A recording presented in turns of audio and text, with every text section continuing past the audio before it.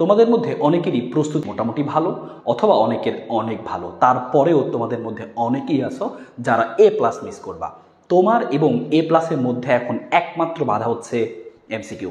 কারণ এই এমসিকিউ এর মধ্যে কিন্তু নাম্বার উঠানোটা একটু টাফ হয়ে যায় অনেকের ক্ষেত্রে। কম সময়ে অনেক বেশি প্রেশার নার্ভাসনেসের মধ্য দিয়ে এমসিকিউ দাগাতে হয়, এবং এমসিকিউ যদি তুমি মোটামুটি 18-র উপরে না নিয়ে আসতে পারো তাহলে কিন্তু A+টা অনেক বেশি কঠিন হয়ে যায়। তোমার টার্গেট থাকবে এইচএসসিতে এমসিকিউতে যেন 20-এর উপরে তুমি প্রত্যেকের সাবজেক্টে পাও, 25-এর মধ্যে, এবং 18-র নিচে যেন কোনোভাবেই না নামে। এবং আরও একটা ব্যাপার তোমাকে মাথায় রাখতে হবে, এমসিকিউতে কিন্তু আলাদাভাবে পাস করতে হয়। যে প্রত্যেকটা সাবজেক্টে যেগুলো এমসিকিউ আছে, সিকিউ এবং এমসিকিউতে আলাদা আলাদা পাস। অনেকের ক্ষেত্রে দেখা যায় যে সিকিউটা খুব ভালো দিলেও এমসিকিউটা কম সময়ে দ্রুত দাগাতে গিয়ে উল্টাপাল্টা দাগানোর কারণে দেখা যায় যে এমসিকিউটা তার ফেল চলে আসে, এবং একটা সাবজেক্টেতে এমসিকিউতে ফেল করা মানে তোমার কিন্তু পুরো এইচএসসিতে ফেল চলে আসবে রেজাল্ট। খুবই সতর্ক হতে হবে এখন থেকেই।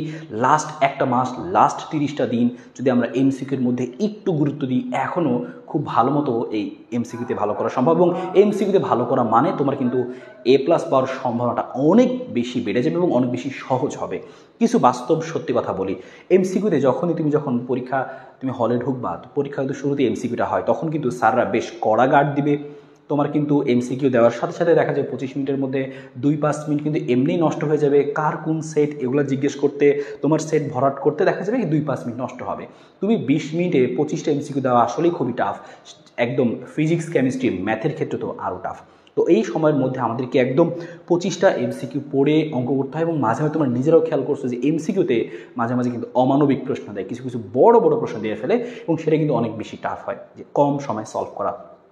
এমনিতেই অনেক বেশি প্রেশার, তার মধ্যে সময় কম, তার মধ্যে কিন্তু স্যাররা খুবই কড়া আচরণ করবে। এটা বাস্তব সত্য কথা। তুমি নিজে যখন এইচএসসিতে পরীক্ষা দিবা, তুমি প্রথমে একটা পরীক্ষা দিলেই টের পাওয়া যায় স্যাররা এমসিকিউর সময় কতটা কড়া গার্ড দিবে বা কতটা কড়া আচরণ করবে। তো তখন তোমার কিন্তু এমনিতেই ভয় কাজ করবে। তো সেই মুহূর্তে থেকেও এমসিকিউতে ভালো আমাদের করতে হবে, যদি আমাদের টার্গেট থাকে A+ পাওয়া। তো 20 মিনিটের মধ্যে দেখা যাবে অনেকেই করবে কি, যে প্রথমে 10 মিনিট যখন একবার করে পড়বে, দেখা 10 মিনিটের মধ্যে 15 মিনিটের মধ্যে সে মোটামুটি 10-12টা দাগাইছে, স্যার বলবে আর 5 মিনিট সময় আছে। তুমি তাকায় দেখবা তোমার কাছে এখনও 15টা প্রশ্ন বাকি, এখনও 10টা প্রশ্ন বাকি। তোমার কিন্তু মাথা তখন একদম আরও বেশি নার্ভাস তুমি ফিল করবা, আরও বেশি প্রেশার ফিল করবা তুমি মাথার মধ্যে। তখন কিন্তু ভুল হওয়ার চান্স অনেক বেশি, অনেকে আন্দাজে দাগানো শুরু করে। তো ওই সিচুয়েশন যেন না হয়, ওই সিচুয়েশন আসলে কিন্তু তোমার আর A+-এর মধ্যে যে আসলে যেই ব্যবধানটুকু ছিল সেই ব্যবধানটা কমানো সম্ভব হবে না, A+টা মিস করে যেতে পারো। তাই এখনই এই শেষ মুহূর্তে, শেষ এই 30 দিনই আমাদেরকে এমসিকিউর মধ্যে আলাদাভাবে স্পেশালি ট্রিট করতে হবে। কারণ তুমি নিজে একটু চিন্তা করে বলো যে কয়দিন তুমি এমসিকিউ আসলে পড়ছো। পরীক্ষার আগে যখন কলেজে পরীক্ষা দিচ্ছো, টেস্ট বা প্রি টেস্ট, তখন হয়তো বা কিছু পড়ছো, বা অনেকে সেটাও পড়ো নাই, যে একদম বেসিক যে সকল যেগুলো জানো অতটুকু দিয়ে যা এমসিকিউ পারা যায় তা দিয়ে আমরা চলে আসি। একটা ব্যাপার মাথায় রাখতে হবে, এইচএসসিতে কিন্তু তোমাকে অবশ্যই এতটুকু প্রিপারেশন নিয়ে যাইতে হবে যেন নিজে এমসিকিউ দিতে পারো। কারণ আশেপাশে কিন্তু হেল্প করার মতো, তুমি সেই হেল্প নেওয়ার মতো সুযোগটা কিন্তু পাবা। সিকিউতে একটু চিন্তা করলে, একটু সময় নিলে হয়তো বা তুমি বের করে আনতে পারবা অ্যান্সারটা চিন্তা ভাবনা করে, কিন্তু এমসিকিউতে সেই সুযোগটুকু থাকে না। তাই এখন থেকেই তোমাকে এমসিকিউ এর পিছনে স্পেশাল ট্রিট করতে হবে। কী করবো তাহলে? যেটা করতে পারো সেটা হচ্ছে তুমি একটা নির্দিষ্ট টাইম ফিক্স করো যে আমি এখন থেকে এই সামনে 30 দিন আমি স্পেশালি এমসিকিউর উপরে ট্রিট করবো। কারণ আমি এতদিন এইভাবে এমসিকিউ আলাদাভাবে পড়ি নাই। পরীক্ষার সময় দেখা যাবে কি, যে তুমি হঠাৎ করে পরীক্ষায় এমসিকিউ দিতে গেলে তুমি ভুল করে ফেলবা।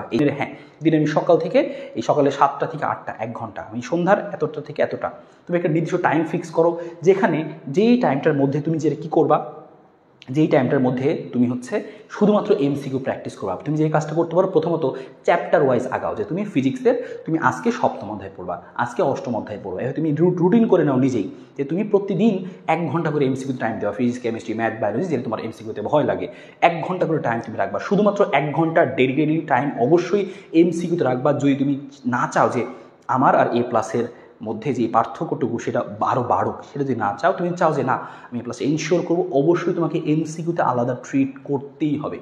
তো তুমি সেই নির্দিষ্ট টাইমটা ফিক্স করো, রুটিন বানিয়ে নাও যে হ্যাঁ আমার ফিজিক্স 14 অধ্যায়, আমার এই অধ্যায়, তাহলে একদিনে 2 চ্যাপ্টার শেষ করতে হবে।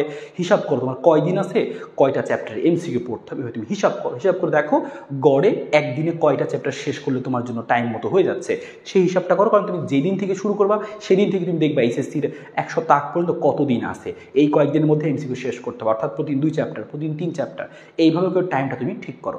একটা কাজ। 2 নম্বর কাজ যেটা করবা, প্রতিদিন না পারো সপ্তাহে 3 দিন অ্যাটলিস্ট তুমি মডেল টেস্ট যে বইটা কিনছো শেষ মুহূর্তে টেস্ট পেপার সেইখান থেকে তুমি এমসিকিউ মডেল টেস্ট পরীক্ষা দিবা। প্রতিদিন 25 মিনিট তুমি এমসিকিউ দাগাবা। এই অভ্যাসটা দরকার, কারণ তুমি কয়বার এমসিকিউ এরকম পরীক্ষা দিছো ঠিক না, হয় হাইস্ট 4-5 বা 6 বার, কারণ কলেজগুলোতে এত বেশি পরীক্ষা হয় না। অনেকের কলেজে পরীক্ষা হয় বেশি, কিন্তু অনেকের কলেজে কিন্তু পরীক্ষা হয় না। সে হাইস্ট 5-6 বার শুধু এমসিকিউ 25টা করে দাগাইছে, যে 5 নাম্বার বার মনে বসে এইচএসসি হলে বসে দাগানো লাগতেছে না।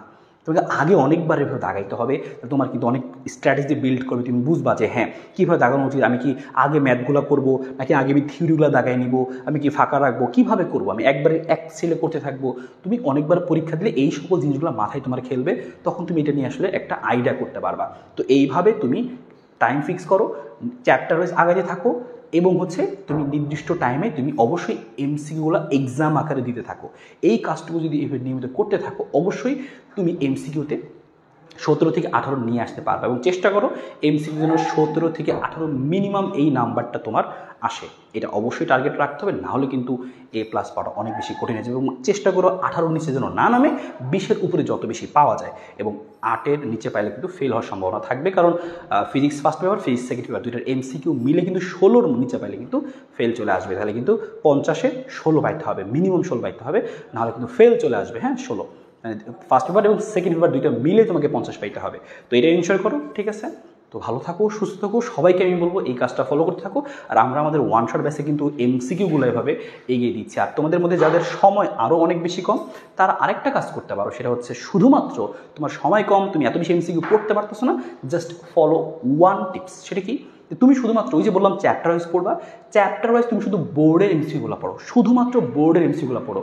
তাহলে কম সময়ে তুমি অনেকগুলো বোর্ড যদি শেষ করো, মোটামুটি তোমার প্রস্তুতি হয়ে যাবে। তোমার 16, 17, 18 পাওয়ার মতো প্রস্তুতি অল্প সময় হয়ে যাবে। যাদের কাছে সময় কম, যাদের হচ্ছে অনেক বেশি পড়া বাকি, তারা এই কাজটা করো, শুধুমাত্র বোর্ডের এমসিকিউটা ফলো করো। আর আমরা কিন্তু আমাদের ওয়ান শট ব্যাচে সিকিউর পাশাপাশি এমসিকিউতে এভাবে এগিয়ে দিচ্ছি ইনশাল্লাহ। তো তোমরা যারা আমাদের সাথে যুক্ত হওনি এখনও, খুব দ্রুত যুক্ত হয়ে যাবে। শেষ 1 মাসে, শেষ 45 দিনে তুমি কীভাবে A+ পেতে পারো, সেটা কিন্তু আসলে আমাদের এই ওয়ান শট ব্যাচ একটা উৎকৃষ্ট উদাহরণ হবে বলে আমি মনে করি। কারণ এখানে চ্যাপ্টারগুলো আমরা কম সময়, অল্প সময় সুন্দরভাবে গুছিয়ে দিচ্ছি। তোমার একদমই সমস্ত টেনশন, সমস্ত প্রেশার সব কিছু কমে যাবে ইনশাল্লাহ। ভালো থাকো, সুস্থ থাকো, দেখা হবে, আল্লাহ হাফেজ।